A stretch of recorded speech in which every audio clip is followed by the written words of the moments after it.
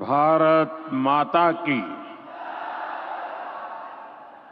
अंगराज दानवीर कर्ण की धरती, महर्षि मैही के तपस्थली, भगवान वासुपूज्य के पंच कल्याणक भूमि,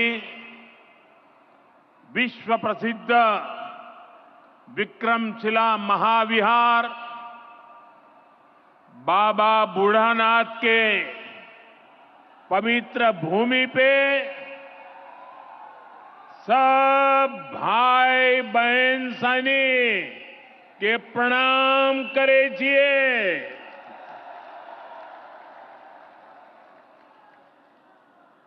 मंच पर विराजमान राज्यपाल श्रीमान आरिफ मोहम्मद खान जी, बिहार के लोकप्रिय एवं बिहार के विकास के लिए समर्पित हमारे लाडले मुख्यमंत्री नीतीश कुमार जी, केंद्रीय मंत्रिमंडल में मेरे सहयोगी शिवराज सिंह चौहान जी, जीतन राम मांझी जी, ललन सिंह जी, गिरिराज सिंह जी, चिराग पासवान जी, राज्य मंत्री श्रीमान रामनाथ ठाकुर जी, बिहार सरकार के उप मुख्यमंत्री सम्राट चौधरी जी, विजय सिन्हा जी, राज्य के अन्य मंत्री एवं जनप्रतिनिधिगण, उपस्थित महानुभाव और बिहार के मेरे प्यारे भाइयों और बहनों, आज हमारे साथ देश के कोने कोने में कई मुख्यमंत्री, कई मंत्री और करोड़ों करोड़ों किसान भी आज इस कार्यक्रम में हमारे साथ जुड़े हुए हैं। मैं उन सबको भी आदरपूर्वक नमन करता हूं। साथियों, महाकुंभ के समय में मंदरांचल की इस धरती पर आना अपने आप में बड़ा सौभाग्य है। इस धरती में आस्था भी है, विरासत भी है और विकसित भारत का सामर्थ्य भी है। ये शहीद तिलका मांझी की धरती है, ये सिल्क सिटी भी है। बाबा अजगैबीनाथ की इस पावन धरा में इस समय महाशिवरात्रि की भी खूब तैयारियां चल रही हैं। ऐसे पवित्र समय में मुझे पीएम किसान निधि की एक और किस्त देश के करोड़ों किसानों को भेजने का सौभाग्य मिला है। करीब 22,000 करोड़ रुपए एक क्लिक पर देश भर के किसानों के खाते में पहुंचे हैं। और जैसे ही अभी मैंने क्लिक दबाई, मैं देख रहा था यहां पर भी जो राज्यों के दृश्य दिख रहे थे, यहां भी कुछ लोगों की तरफ मेरी नजर गई। वो फटाफट अपने मोबाइल देख रहे थे कि पैसा आया कि नहीं आया, और तुरंत उनकी आंखों में चमक दिखाई देती थी। साथियों, आज जो किसान सम्मान निधि दी गई है, इसमें बिहार के भी 75 लाख से अधिक किसान परिवार है। बिहार के किसानों खाते में आज सीधे करीब 1600 करोड़ रुपए उनके खाते में पहुंच चुके हैं। मैं बिहार और देश के सभी किसान परिवारों को बहुत बहुत शुभकामनाएं देता हूं, बधाई देता हूं।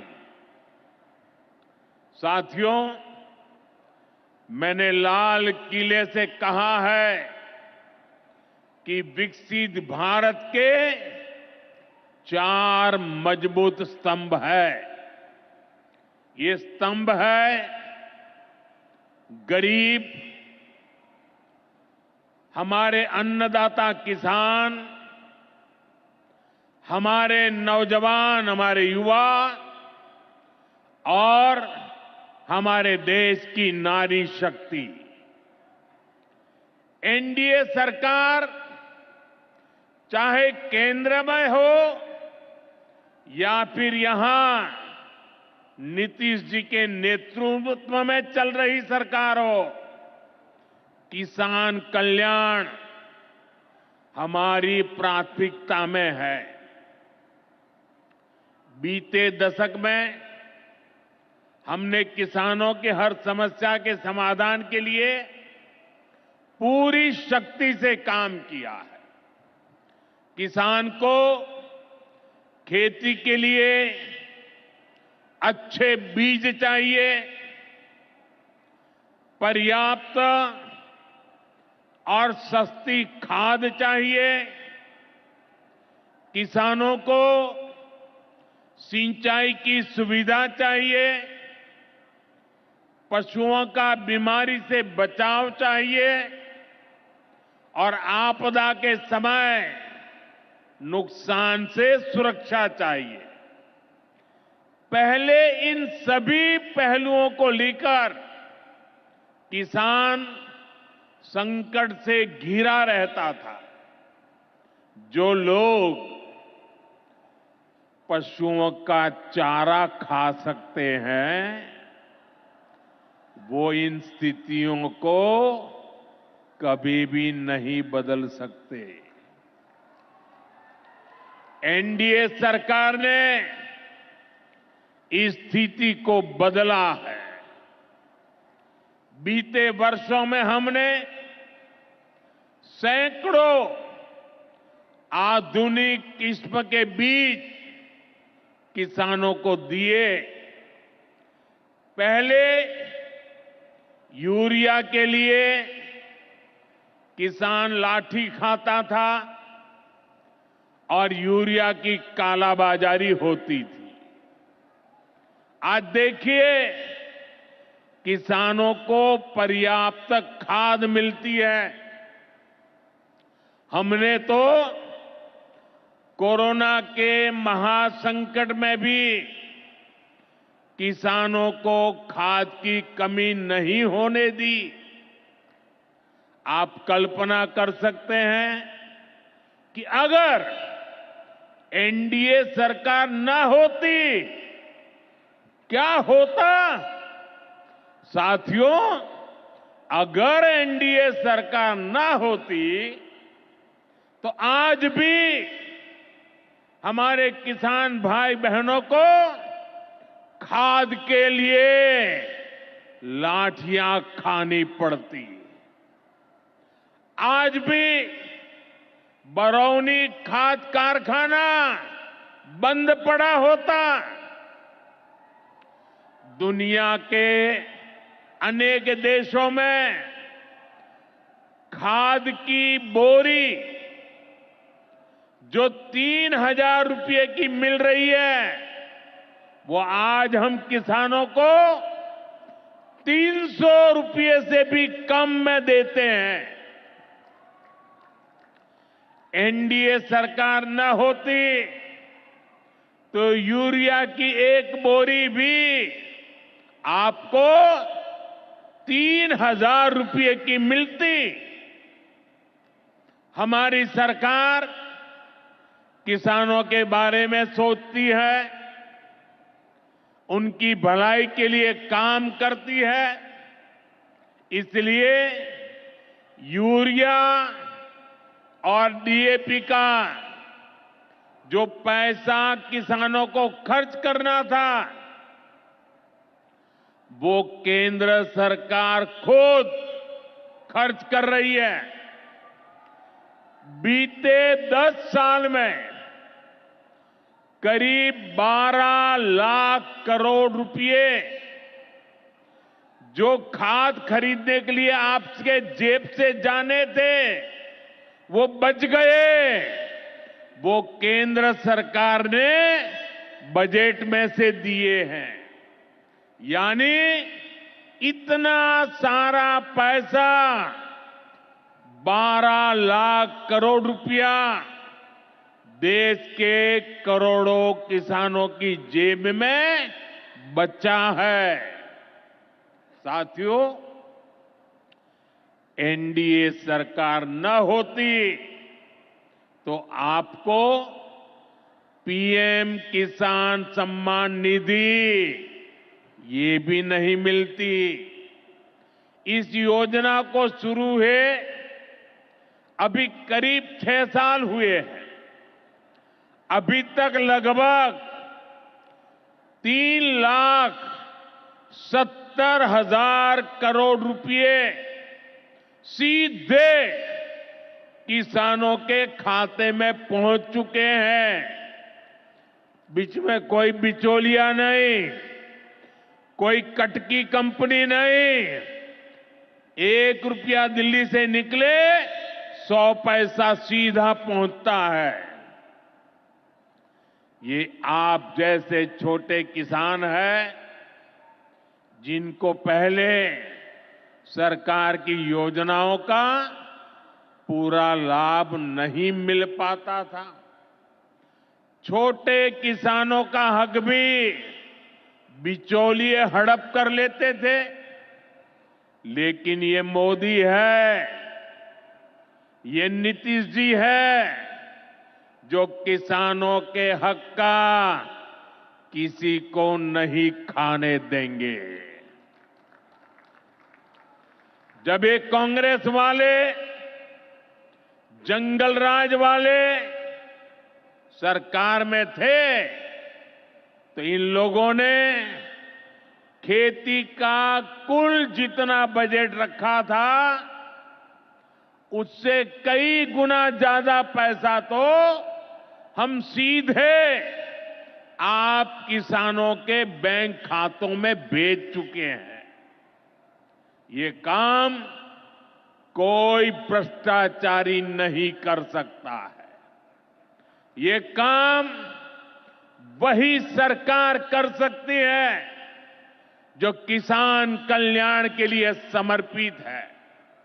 साथियों, कांग्रेस हो, जंगल राज वाले हो, इनके लिए आप किसानों की तकलीफ भी कोई मायने नहीं रखती। पहले जब बाढ़ आती थी, सूखा पड़ता था, ओला पड़ता था, तो ये लोग किसानों को अपने हाल पर छोड़ देते थे। 2014 में जब आपने एनडीए को आशीर्वाद दिया, तो मैंने कहा ऐसे नहीं चलेगा। एनडीए सरकार ने पीएम फसल बीमा योजना बनाई। इस योजना के तहत 2.25 लाख करोड़ रुपए का क्लेम किसानों को आपदा के समय मिल चुका है। साथियों, जो भूमिहीन है, जो छोटे किसान है, उनकी आय को बढ़ाने में एनडीए सरकार पशुपालन को बढ़ावा दे रही है। पशुपालन गांव में हमारी बहनों को लखपति दीदी बनाने में भी बहुत काम आ रहा है। देश में अभी तक करीब 1.25 करोड़ लखपति दीदी बन चुकी है। इनमें बिहार की भी हजारों जीविका दीदियां शामिल है। बीते दशक में भारत में दूध उत्पादन 14 करोड़ टन से बढ़कर, ये याद रखिए, 10 साल में 14 करोड़ टन दूध उत्पादन से बढ़कर के 24 करोड़ टन दूध उत्पादन हो रहा है। यानी भारत ने दुनिया के नंबर 1 दूध उत्पादक के रूप में अपनी भूमिका को और सशक्त किया है। इसमें बिहार की भी बहुत बड़ी भागीदारी है। आज बिहार में सहकारी दूध संघ प्रतिदिन 30 लाख लीटर दूध खरीदता है। इसके कारण हर साल 3,000 करोड़ रुपए से अधिक बिहार के पशुपालकों, हमारी माताओं बहनों के खाते में पहुंच रहे हैं। साथियों, मुझे खुशी है कि डेयरी सेक्टर को बढ़ावा देने के हमारे प्रयासों को राजीव रंजन जी, हमारे ललन सिंह जी बहुत ही कुशलता के साथ आगे बढ़ा रहे हैं। इनके प्रयासों से यहां बिहार में 2 परियोजनाएं तेजी से पूरी हो रही है। मोतीहारी का सेंटर ऑफ एक्सीलेंस बेहतरीन देसी नस्ल की गायों के विकास में मदद करेगा। दूसरा बरौनी का मिल्क प्लांट है। इस क्षेत्र के 3 लाख किसानों को फायदा होगा, नौजवानों को रोजगार मिलेगा। साथियों, हमारे जो नाविक साथी हैं, जो मछुआरे साथी हैं, इनको पहले की सरकारों ने कोई फायदा नहीं दिया। हमने पहली बार मछली पालकों को किसान क्रेडिट कार्ड की सुविधा दी है। ऐसे ही प्रयासों से आज मछली उत्पादन में बिहार शानदार प्रदर्शन कर रहा है। और अभी जैसे मुख्यमंत्री जी ने बताया, पहले मछली हम बाहर से लाते थे और आज मछली में बिहार आत्मनिर्भर बन गया है। और मुझे याद है 2014 के पहले 2013 में जब मैं चुनाव अभियान के लिए आया था, तब मैंने कहा था कि मुझे आश्चर्य हो रहा है कि बिहार में इतना पानी है, मछली हम बाहर से क्यों लाते हैं। आज मुझे संतोष है कि बिहार के लोगों की मछली की जरूरत बिहार में ही पूरी हो रही है। 10 साल पहले बिहार मछली उत्पादन में देश के 10 राज्यों में से एक था। आज बिहार देश के टॉप 5 बड़े मछली उत्पादक राज्यों में से एक बन चुका है। फिशरीज सेक्टर पर हमारे फोकस का बहुत बड़ा फायदा हमारे छोटे किसानों को हुआ है, मछुआरे साथियों को हुआ है। भागलपुर की पहचान तो गंगा जी में रहने वाली डॉल्फिन से भी होती रही है। ये नमामि गंगे अभियान की भी बहुत बड़ी सफलता है। साथियों, बीते वर्षों में सरकार के प्रयासों से भारत का कृषि निर्यात बहुत अधिक बढ़ा है। इससे किसानों को उनकी उपज की ज्यादा कीमत मिलने लगी है। कई कृषि उत्पाद ऐसे हैं जिनका पहली बार निर्यात शुरू हुआ है, एक्सपोर्ट हो रहा है। अब बारी बिहार के मखाना की है। मखाना आज देश के शहरों में सुबह के नाश्ते का प्रमुख अंग हो चुका है। मैं भी 365 दिन में से 300 दिन तो ऐसे होंगे कि मैं मखाना जरूर खाता हूं। ये एक सुपर फूड है जिसे अब दुनिया के बाजारों तक पहुंचाना है। इसलिए इस वर्ष के बजट में मखाना किसानों के लिए मखाना बोर्ड बनाने का ऐलान किया गया है। ये मखाना बोर्ड मखाना उत्पादन, प्रोसेसिंग, वैल्यू एडिशन और मार्केटिंग ऐसे हर पहलू में बिहार के मेरे किसानों की मदद करेगा। साथियों, बजट में बिहार के किसानों और नौजवानों के लिए एक और बड़ी घोषणा भी की गई है। पूर्वी भारत में फूड प्रोसेसिंग इंडस्ट्री को बढ़ावा देने के लिए बिहार एक बड़े केंद्र के रूप में उभरने वाला है। बिहार में national institute of food technology and entrepreneurship की स्थापना की जाएगी।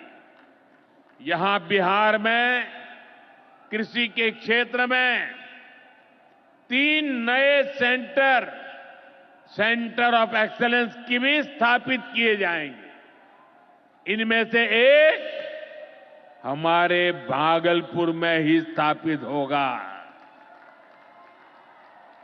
यह सेंटर आम की जर्दालू किस्म पर फोकस करेगा। 2 और केंद्र मुंगेर और बक्सर में बनाए जाएंगे, जो टमाटर, प्याज और आलू किसानों को मदद देंगे। यानी किसान हित के निर्णय लेने में हम कोई कसर बाकी नहीं छोड़ रहे। साथियों, आज भारत कपड़े का भी बहुत बड़ा निर्यातक बन रहा है। देश में कपड़ा उद्योग को बल देने के लिए अनेक कदम उठाए जा रहे हैं। भागलपुर में तो कहा जाता है कि यहां पेड़ भी सोना उगलते हैं। भागलपुरी सिल्क, टसर सिल्क पूरे हिंदुस्तान में मशहूर है।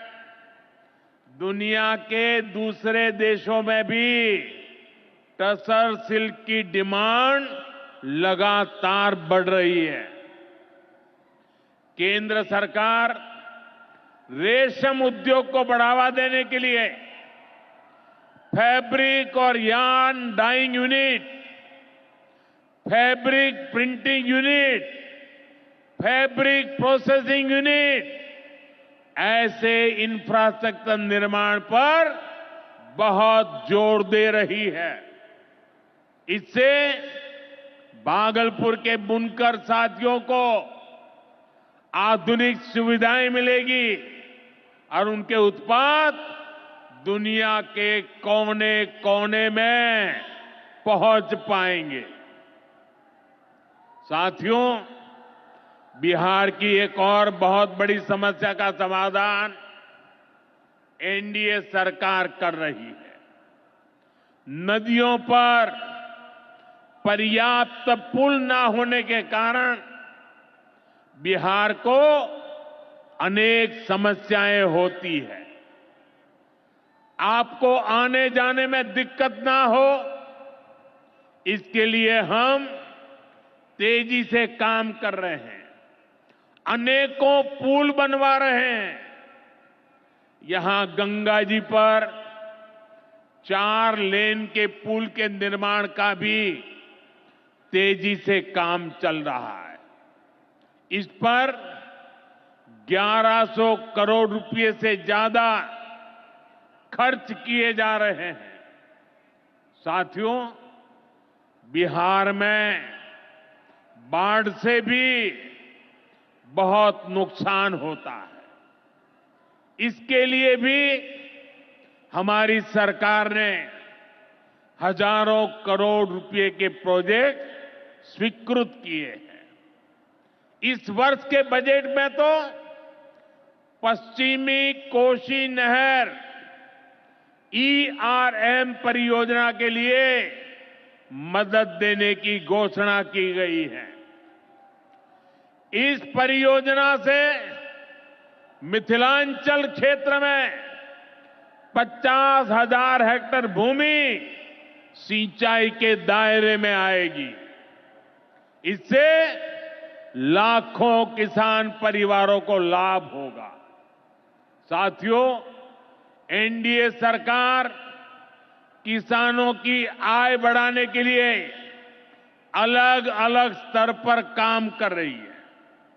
भारत में उत्पादन बढ़े, दलहन और तिलहन में हम आत्मनिर्भर हो, यहां ज्यादा से ज्यादा फूड प्रोसेसिंग उद्योग लगे और हमारे किसानों के उत्पाद दुनिया भर तक पहुंचे। इसके लिए सरकार एक के बाद एक नए कदम उठा रही है। मेरा तो सपना है कि दुनिया की हर रसोई में भारत के किसान का उगाया कोई न कोई उत्पाद होना ही चाहिए। इस वर्ष के बजट ने भी इसी विजन को आगे बढ़ाया है। बजट में एक बहुत ही बड़ी पीएम धन धान्य योजना की घोषणा की गई है।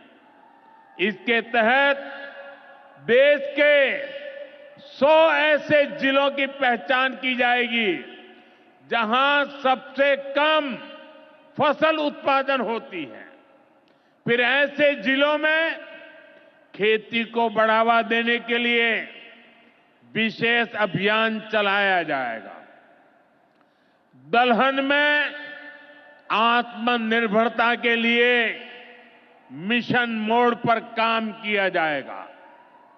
किसान ज्यादा से ज्यादा दालें उगाए, इसके लिए किसानों को प्रोत्साहन मिलेगा।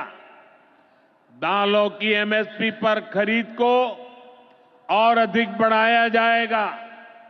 साथियों, आज का दिन एक और वजह से बहुत खास है। हमारी सरकार ने देश में 10,000 एफपीओ किसान उत्पादक संघ बनाने का बड़ा लक्ष्य रखा था। आज मुझे ये बताते हुए खुशी है कि देश ने इस लक्ष्य को प्राप्त कर लिया है। आज बिहार की भूमि 10,000वें एफपीओ के निर्माण की साक्षी बन रही है। मक्का, केला और धान पर काम करने वाला ये एफपीओ खगड़िया जिला में रजिस्टर हुआ है। एफपीओ सिर्फ एक संगठन नहीं होता, ये किसानों की आय बढ़ाने वाली अभूतपूर्व शक्ति है। एफपीओ की ये शक्ति छोटे छोटे किसानों को बाजार के बड़े लाभ सीधे उपलब्ध कराती है।